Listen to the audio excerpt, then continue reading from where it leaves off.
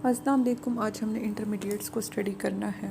तो ये जो हम सारा स्टडी कर रहे थे काइनेटिक कंट्रोल रिएक्शन मैकेनिज्म का, ये इस चैप्टर का लास्ट है। तो आप लोग मेरा चैनल सब्सक्राइब कर लें, बाकी लेक्चर्स भी आपको प्लेलिस्ट में मिल जाएंगे। तो इंटरमीडिएट, अच्छा, दो चीज़ें होती हैं, एक होती है ट्रांजिशन स्टेट और एक होता है इंटरमीडिएट।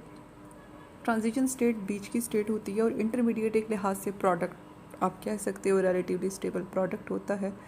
तो वो कह रही हैं कि among the most concrete evidence obtained about mechanism of a reaction is that provided by actual isolation of one or more intermediates।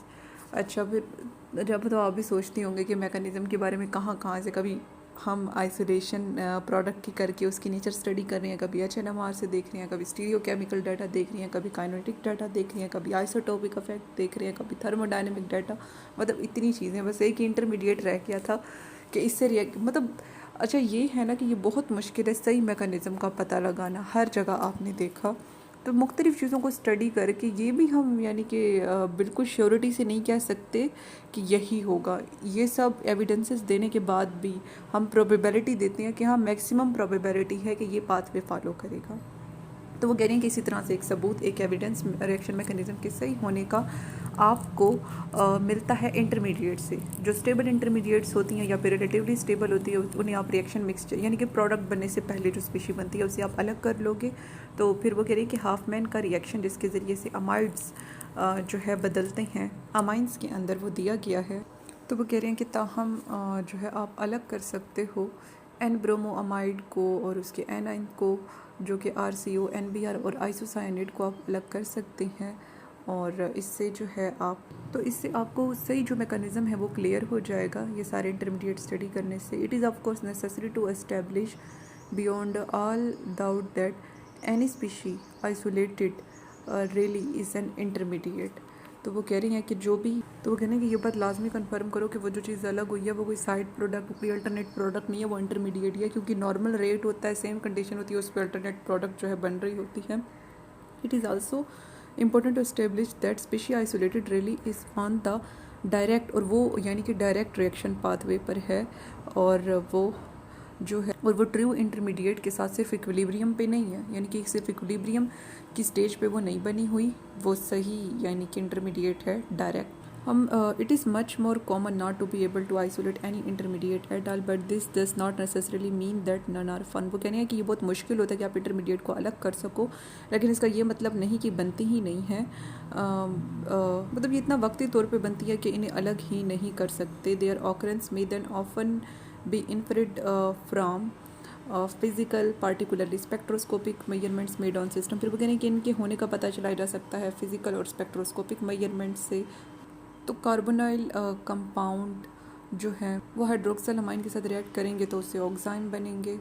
और नेक्स्ट वो कह रही हैं कि the infrared absorption band characteristics जो थी CO की स्टार्टिंग मटेरियल में, वो तेज़ी से डिसअपीयर हो गई और वो मुकम्मल तौर पे गायब हो गई, इससे पहले कि CN की खसूसियात जो हैं वो अपेयर हों। फिर वो कह रहे हैं कि clearly an intermediate must be formed, and इससे ज़ाहिर होता है कि कोई इंटरमीडिएट बना था और ये जो है कार्बिनोल अमाइन था।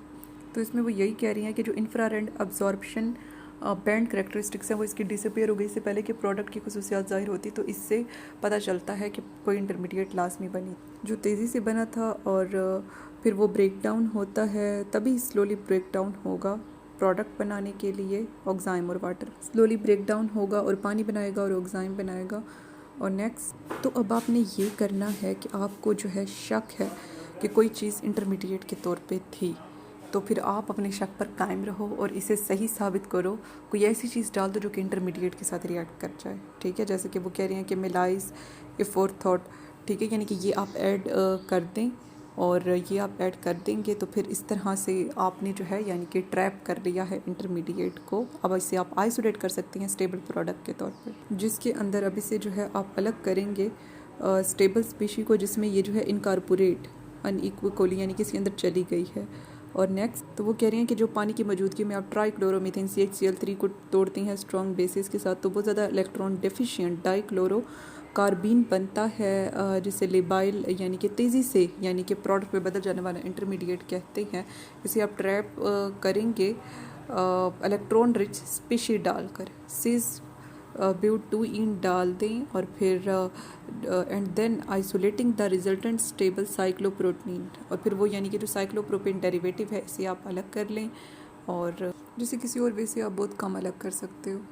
तो इस सारे में हमने क्या देखा कि मुख्तलिफ़ चीज़ों से आप जिस तरह पता चला तो रिएक्शन मैकेनिज़्म का इंटरमीडिएट से भी पता चला होगा, और दूसरा जो इंटरमीडिएट है कंफर्म करने के कोई अल्टरनेट प्रोडक्ट नहीं है, या असल इंटरमीडिएट के साथ ये इक्विलिब्रियम में नहीं है और डायरेक्ट वे से आपको ऑब्टेन हुई है, और ये ट्रांजिएंट होती है, फ़ौरन से बदल जाती है, तो इसका ये मतलब नहीं कि बनी ही नहीं है। और फिर वो कह रही हैं कि जो CO में आप स्पेक्ट्रोस्कोपिक टेक्निक से और मुख्तलिफ़ तरीक़ों से ट्रैप करके आप इसका पता चला सकते हो। फिर वो कह रही हैं कि इंफ्रारेड, अब ये जो रिएक्शन हो रहा है वो इसके अंदर यानी कि इंफ्रारेड की खुसूसियात डिसअपेयर हो रही है रिएक्टेंट की, इससे पहले कि प्रोडक्ट की अपेयर हो। फिर वो कह रही है कि इसके अंदर भी जो है कि इंटरमीडिएट होगा जो कि तेज़ी से बनेगा, लेकिन आहिस्ता आहिस्ता पानी में और उसमें टूटेगा। लेकिन इसमें तो आप पता चला लोगे जब वो आहिस्ता आहिस्ता टूट रहा होगा, जब नहीं पता चला सकते वो ट्रांजिएंट होते, तो फिर आपने क्या करना है, आपने इंटरमीडिएट को ट्रैप कर लेना है कोई और रिएक्टिव स्पीशीज डाल के। जैसे कि कार्बिन बनता है, इलेक्ट्रॉन डेफिशिएंट होता है, तो इलेक्ट्रॉन रिच सिस ब्यूट 2 इन आप डाल दो तो फिर साइक्लोप्रोपेन बनेगा। तो इस तरह से ये जो है मतलब कि ट्रैप हो गया है इंटरमीडिएट।